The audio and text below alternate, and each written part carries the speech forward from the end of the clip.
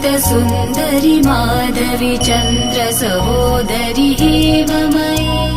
मुनिगणमण्डित मोक्षप्रदायनि मञ्जुलभाषिणि वेदनुते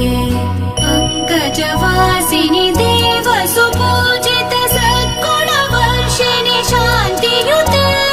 जय जय हे मधुसूदन कामिनि आदिलक्ष्मि जय पालय माम् जय जय हे मधुसूदन कामिनि आदिलक्ष्मि जय पालय माम्